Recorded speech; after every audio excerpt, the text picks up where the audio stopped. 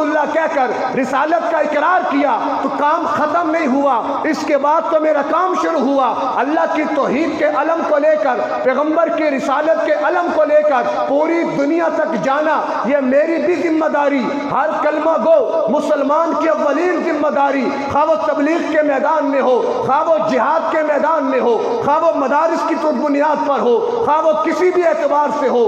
مقصد کیا ہے کہ میری زندگی اور آپ کی زندگی کا ایک بڑا حصہ اس مقصد کے تحت گزرنا چاہیے۔ کیوں؟ ابھی بات سمجھانی ہے آپ کو، تو میں عرض کر رہا ہوں کہ مقصد میلاد مصطفیٰ صلی اللہ علیہ وسلم اللہ کے دین کو ادیان پر غالب کرنا، اور یہ غلبہ جو ہوا اس کی بنیاد کیا تھی اور آگے جو ہونے والا ہے وہ کس بنیاد پہ ہوگا؟ تو وہ 3 مرحلے ہیں، جن 3 مرحلوں سے گزر کر یہ غلبہ ہوا۔ یہاں پر ضمناً ایک اور بات سمجھیں، اللہ کے محبوب پیغمبر کی بعثت وہ 2 طرح کی ہے، ایک ہے آپ کی بعثت خصوصی اور ایک آپ کی بعثت عمومی۔ بعثت خصوصی عالم عرب کے لیے، بعثت عمومی آپ کی ساری انسانیت، وما ارسلناک الا کافۃ للناس بشیرا ونذیرا، ہم نے آپ کو ساری انسانیت کے لیے بشیر اور نذیر بنا کر بھیجا ہے۔ تو ایک آپ کی بعثت خصوصی ہے جو عالم عرب کے لیے ہے، ایک بعثت عمومی ہے جو کل کائنات کے لیے ہے۔ جہاں تک معاملہ عالم عرب کا ہے تو وہاں تک آپ اپنی زندگی میں اس مشن کی تکمیل فرما کر دنیا سے جاتے ہوئے اب یہ ذمہ داری عمومی بعثت کے مقاصد کو پورا کرنے کے لیے میرے اور آپ کے حوالے کر کے گئے اللہ کے محبوب پیغمبر۔ صورت کیا بنی؟ پہلی صورت، پہلا مرحلہ غلبہ دین کا وہ تھا تکمیل دین، کہ اللہ کا دین پہلے مکمل تو ہو جائے، پورا دھرتی پہ آ تو جائے۔ یہ مت سمجھے کہ دین اسلام کا آغاز 40 سال کی عمر میں ہوا، یہ 571 میں جو آپ کی ولادت اور 632 یا 12 میں آپ کو جو نبوت ملتی ہے وہاں سے نہیں، بلکہ آدم علیہ السلام سے دین اسلام کا آغاز ہوا، جو چلتے چلتے مرحلے طے کرتے کرتے اللہ کے محبوب پیغمبر پہ آ کے مکمل ہوا۔ یہی وجہ ہے سورہ مائدہ آیت نمبر 3 میں اللہ نے اعلان فرمایا الیوم اکملت لکم دینکم، آج یہ دین مکمل ہوا۔ کون سا دین؟ جس کا آغاز آدم علیہ السلام سے ہوا تھا۔ تو پہلا مرحلہ تھا تکمیل دین کا، اگلا مرحلہ ہے تمکین دین کا، اور تیسرا مرحلہ ہے تدوین دین کا۔ یہ کیا ہے؟ یہ مراحل ہیں۔ اللہ تبارک و تعالیٰ نے اپنے محبوب پیغمبر کے ذریعے دین کی تکمیل فرما دی، حضرات صحابہ کے ذریعے دین کو غالب کر دیا، اور امام ابو حنیفہ رحمت اللہ علیہ کے ذریعے دین کو مدون کر کے تحریری صورت میں لا کر قیامت تک آنے والے مسلمانوں کے لیے آسانی فرما دی۔ یہ 3 مرحلے غلبہ دین کے ہیں، مقصد کے اندر آتے ہیں۔ اب پہلا مرحلہ تکمیل دین کا، 40 سال عمر مبارک ہے، دین آیا، آغاز ہوا، قرآن کی وحی آتی ہے، 23 سالہ آپ کا دور نبوت، 13 سال مکہ میں، 10 سال مدینہ میں، پھر مکہ کے 13 سال 4 ادوار پہ مورخین نے تقسیم کیے۔ پہلے 2 سال، اس کے بعد پہلے 3 سال، اس کے بعد اگلے 2 سال، اس کے بعد اگلے 5 سال، اس کے بعد پھر اگلے 3 سال۔ پہلے 3 سالوں میں کیا ہوا؟ آپ نے پوشیدہ طور پر علم جہاد کو بلند کیا، دعوت تبلیغ کے میدان میں نکلے، آپ نے افراد سے ملاقاتیں کی، آپ نے گشتیں فرمائی، آپ نے مشورے کیے، دار ارقم میں ایک مرکز قائم کیا۔ یہ پہلے 3 سال دور نبوت کے آپ نے خاموشی سے دین کی دعوت دی۔ پھر کیا ہوا؟ فاصدع بما تؤمر واعرض عن المشرکین، اللہ نے آیت اتار دی، اب نکلیے اور کھل کر دین کا اظہار کیجئے، نکلیے کھل کر لوگوں کو دین کی دعوت دیں۔ یا اللہ، یہ مشرکین، یہ لوگ کیونکہ عرب میں اللہ کے محبوب پیغمبر کی ولادت سے قبل 5 مذاہب تھے، ایک یہودیت، نمبر 2 عیسائیت، نمبر 3 مجوسیت، نمبر 4 مشرکین، اور نمبر 5 حنفاء موحدین۔ یہ 5 مذاہب تھے۔ آپ کی ولادت سے، آپ کی بعثت سے قبل جو عالم عرب کے اندر موجود تھے، نئے مذہب، نئے شریعت، نئے دین کی بات کرنا، جہاں بیت اللہ کے اندر 360 بت پڑے ہو، قوم مخالفت پہ اتری ہو۔ یا اللہ، یہ کیسے ہوگا؟ اللہ نے فرمایا وَآرِضْ عَنِ الْمُشْرِكِينَ، جو حکم دیا وہ کر گزریے، مشرکین کی پرواہ نہ کیجیے۔ پھر آپ 3 سال کے بعد آگے بڑھے، میں شارٹ کر رہا ہوں، آپ نے پھر کھلے عام دین کی دعوت شروع کی۔ پہلے 2 سال لوگوں نے بڑا آسان لیا، چلو بات کرتے ہیں تو کرنے دو، کبھی مجنون کہہ دیا، کبھی ساحر کہہ دیا، کبھی جادوگر کہہ دیا، کبھی کوئی ایک بات کر دی، کبھی کوئی دوسری بات کر دی، ختم ہو جائیں گے، کہاں چلے گا؟ 2 سال کا عرصہ چھوٹے موٹے معاملات میں گزرا۔ 5 سال کے بعد جب دیکھا کہ صحابہ کی تعداد بڑھتی چلی جا رہی ہے، لوگ ایمان کی طرف آ رہے ہیں، تو پھر انہوں نے مصائب و آلام کے پہاڑ توڑنے شروع کر دیے۔ پھر شیب ابی طالب کی وہ قید تاریخ کا حصہ ہے، آپ کو پتھر لگنا تاریخ کا حصہ ہے، بیت اللہ کے سامنے پتھر مار مار کر آپ کو زخمی کرنا یہ تاریخ کا حصہ ہے، بیٹیوں کو طلاقیں دے کر گھر بھیج کر اللہ کے محبوب پیغمبر کو اذیت دینا یہ سیرت کا حصہ ہے۔ یہ سارے مرحلے یہ اگلے 3 سالوں میں اس حد تک پہنچ گئے، لیکن براہ راست کفار نے آپ سے تعارض نہیں کیا۔ کیوں؟ آپ کی پشت پر ابو طالب موجود تھے جن کا بڑا اثر و رسوخ تھا، لیکن جب 10 نبوی میں ان کا بھی انتقال ہو گیا اور آپ کی دوسری غم گسار حضرت خدیجہ رضی اللہ تعالی عنہا ان کا بھی انتقال ہو گیا، یہ 2 افراد تھے جن کی بنیاد پر اللہ کے محبوب پیغمبر نے اپنے آپ کو بڑا محفوظ سمجھا۔ ایک مالی تعاون والی حضرت خدیجہ، ایک جانی تعاون والے ابو طالب۔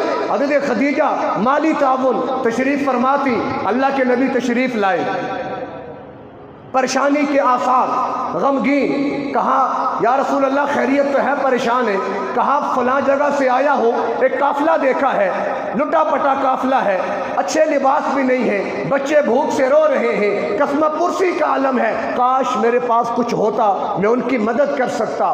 اماں خدیجہ نے کہا آقا جائیے مشرکین کے سرداروں کو بلا کر لائے۔ آپ سرداروں کو بلا کر لائے۔ اماں خدیجہ گئی اور اپنے سارے زیورات کہہ لیں، درم و دینار کہہ لیں، جو بھی اشرفیاں تھی وہ ساری آپ کے سامنے ڈھیر کرنی شروع کی۔ سیرت نگار لکھتا ہے اتنا بڑا ڈھیر لگ گیا، اللہ کے محبوب پیغمبر پیچھے چھپ گئے، اور اماں خدیجہ نے ان تمام سرداروں کو گواہ بنا کر کہا یہ ساری دولت آقا کے قدموں پر نچھاور ہے، آپ جیسے چاہیں جہاں چاہیں اس کو استعمال کریں۔ تو آپ اس بنیاد پر بڑا مضبوط ایک آسرا لے کر چلے، دونوں دنیا سے چلے گئے۔ پھر کیا ہوا؟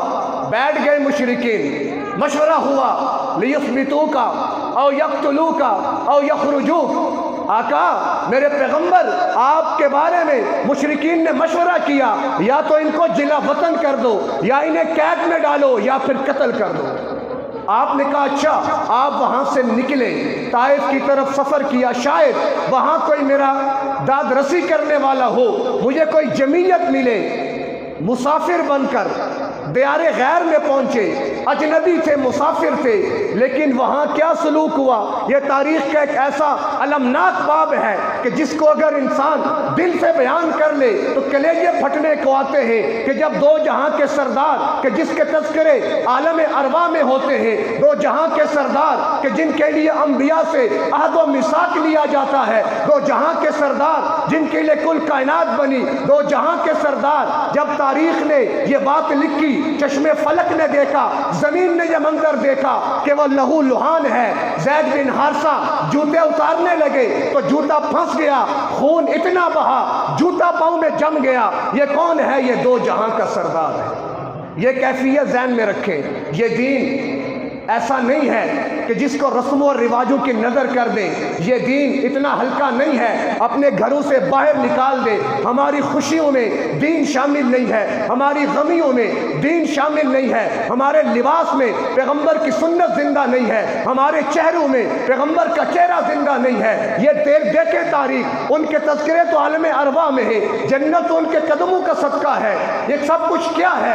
کیوں اتنی مار کھائی؟ تاکہ اقبال ٹاؤن کے رہائشی جہنم سے بچ جائیں، جنت میں چلے جائیں، کل قیامت میں پل صراط سے پریشان نہ ہو، میزان عدل پہ غمگین نہ ہو۔ میں محمد ان کے لیے دنیا میں وہ راہ سفر دے کے جانا چاہتا ہوں کہ جس کی بنیاد پر ان کے لیے سفر آخرت آسان ہو۔ اور کیسے ظالم ہیں ہم اقبال ٹاؤن والے اور یہ مسلمان، آج کی امت مسلمہ سب کو یاد رکھا، اپنے محبوب پیغمبر کو بھلا دیا۔ ہماری خوشیاں ہوتی ہیں، ساری خلاف سنت، ہماری غمیاں ہوتی ہیں ساری خلاف سنت، تو خیر بات دور نکل جائے گی۔ تو یہ پہلا مرحلہ اللہ کے محبوب پیغمبر کا طائف سے واپسی ہوتی ہے، آپ کو مکہ میں داخل ہونے نہیں دیا جاتا۔ بالآخر آپ نے جبیر بن مطعم آئے اور آپ کی امان لی تو آپ مکہ میں آ سکے، یہ حالات بن گئے اللہ کے محبوب پیغمبر پر۔ بالآخر جب معاملہ حد سے بڑھ گیا، جب وہ خون بہہ گیا اور آپ کو اتنی اذیت ملی، تو اللہ نے فرمایا کہ پیغمبر چلیے اب آپ مکہ سے مدینہ ہجرت فرمائیے۔ تو ولادت بھی ربیع الاول میں اور یہ نبوت و رسالت ملی تب بھی ربیع الاول تھا، یہ ہجرت کا حکم آیا تب بھی ربیع الاول تھا۔ آج ہمیں ربیع الاول ولادت کے عنوان پر کھیر کتنی اچھی لگتی ہے، لیکن اسی ربیع الاول میں ہجرت سے قبل پیغمبر کا خون آلود چہرہ نظر کیوں نہیں آتا؟ آپ کی آہیں سسکیاں، آپ کا رونا نظر کیوں نہیں آتا؟ امت کے لیے تڑپنا نظر کیوں نہیں آتا؟ وہ راتوں کا جاگنا، وہ پاؤں کا ورم، وہ پیٹ پہ پتھر باندھنا کیوں نظر نہیں آتا؟ یہ ہمیں کس نے بہکا دیا؟ ہمیں کس نے اپنے مقصد سے ہٹا دیا؟ کاش ہم مقصد میلاد مصطفیٰ کو لے کے چلتے تو آج ہمیں یہ دن نہ دیکھنے پڑتے جو آج امت مسلمہ دیکھ رہی ہے۔ ایک مستقل عنوان، بات دور نکل جائے گی۔ آپ ہجرت فرما گئے، مدینہ پہنچے، پھر 10 سال آپ نے مدینہ میں قیام کیا۔ 10 سال کے بعد اب اس قیام میں کیا ہوا؟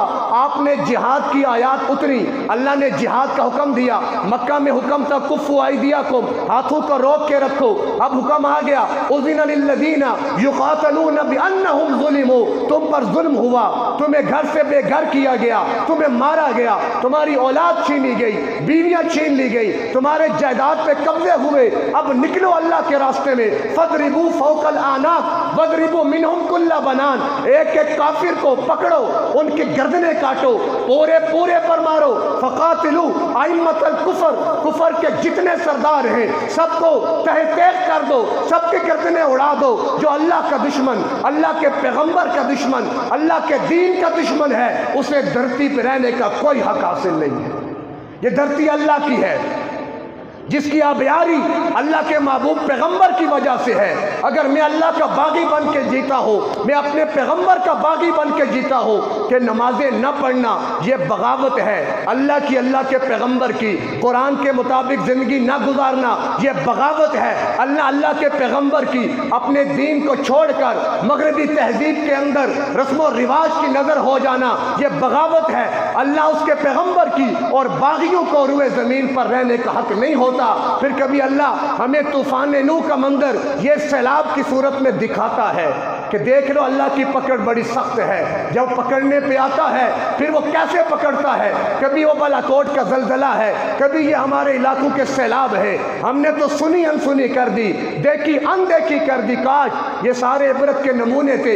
فَلَنُذِيقَنَّهُمْ مِنَ الْعَذَابِ الْأَدْنَىٰ دُونَ الْعَذَابِ الْأَكْبَرِ، اللہ چھوٹے عذاب بھیجتا ہے بڑے عذاب سے پہلے، لعلہم یرجعون، تاکہ لوٹ آئیں، عبرت پکڑ لیں۔ جو پکڑ لیں عبرت، توبہ استغفار کر لیں، اللہ بخشش کا وعدہ فرمائے گا۔ لیکن جو اور ظالم بن گئے، مسجدیں آج بھی ویران ہیں، قرآن آج بھی گرد سے اٹے ہوئے ہیں، پیغمبر کی سنت پامال ہے، رحمت کہاں سے آئے گی؟ عافیت کہاں سے آئے گی؟ مقصد میلاد مصطفیٰ کو سمجھیں، اس کو دل میں جگہ دیں۔ زمانہ ڈھونڈ رہا ہے عمل کے شیدائی، خطا معاف یہ حسن بیاں کا وقت نہیں کہ عمل سے زندگی بنتی ہے، جنت بھی جہنم بھی، داغوں سے نہیں۔ اللہ بڑا بخشنے والا ہے، اللہ بڑا مہربان ہے، اللہ بڑا معاف کرنے والا ہے۔ کیا یہ بات صحابہ کو نہیں معلوم تھی؟ ہم صحابہ سے زیادہ اللہ کو جانتے ہیں کیا؟ کہ جنہوں نے پیغمبر کو اپنی آنکھوں سے دیکھا، جن کی زندگی پیغمبر کے ساتھ گزری ہے، جنہوں نے وحی کا مشاہدہ کیا، قرآن اپنے ہاتھوں سے لکھا، کیا وہ اللہ کو نہیں جانتے تھے، اللہ کو نہیں پہچانتے تھے کہ جن کی بنیاد پر اللہ نے یہ وعدہ کیا وعد اللہ الذین آمنوا منکم وَلَيُمَكِّنَنَّ لَهُمْ دِينَهُمُ الَّذِي ارْتَضَىٰ لَهُمْ، تمہارے ذریعے اللہ دین کو غلبہ دے گا۔ پیغمبر کے ذریعے دین کامل ہوا۔ 23 سال نبوت کا دور گزارنے کے بعد پیغمبر دنیا سے پردہ فرما گئے۔ 10 ہجری ہے، آپ دنیا سے چلے گئے، لیکن جاتے جاتے لشکر اسامہ کو روانہ کیا تھا۔ جاتے جاتے یہ روانگی کا مقصد کیا تھا کہ جو مشن میں دے رہا ہوں یہ رکنے نہ پائے، یہ قافلے چلتے رہیں، قافلے والوں نہ رکنا کہ سفر ہے منزل، رہ گیا میں تو مجھے رہنے دو، میرا کیا ہے۔ مشن چلنا چاہیے، قافلہ رواں دواں رہے۔ اسامہ کا لشکر چلا ہے، اللہ کے پیغمبر دنیا سے گئے ہیں، مشن دے کر گئے، علم دے کر گئے، اب یہ کون سنبھالے گا؟ نبی تو آئے گا کوئی نہیں۔ اللہ نے اصحاب پیغمبر کو چنا، ان کے ذریعے اپنے دین کی تمکین کا مرحلہ طے کیا۔ حضرات صحابہ نے جان مال قربان کر کے اللہ کے محبوب پیغمبر کے اس مشن کو لے کر وہ بھی جشن منا سکتے تھے، ہم سے بہتر منا سکتے تھے، ہم سے اچھا منا سکتے تھے معذرت کے ساتھ، لیکن وہ مشن والے لوگ تھے۔ اگر وہ جشن والے ہوتے آج ہم تک دین نہ پہنچتا۔ شریعت نے ہمیں جشن کا تصور نہیں دیا، مشن کا تصور دیا۔ یہ تو بعثت خصوصی ہے جو مکمل ہو گئی، دین عرب کی حد تک غالب ہو گیا، فتح مکہ بھی ہو گیا۔ اب بعثت عمومی کے لیے لشکر اسامہ روانہ ہوا، اب یہ بعثت عمومی ابھی تک چل رہی ہے۔ اللہ کے پیغمبر کی بعثت عمومی ابھی تک چل رہی ہے، اس وقت تک چلے گی جب تک کہ پوری دنیا پر اسلام کا نظام غالب نہیں ہو جاتا۔ یہ سفر جاری ہے۔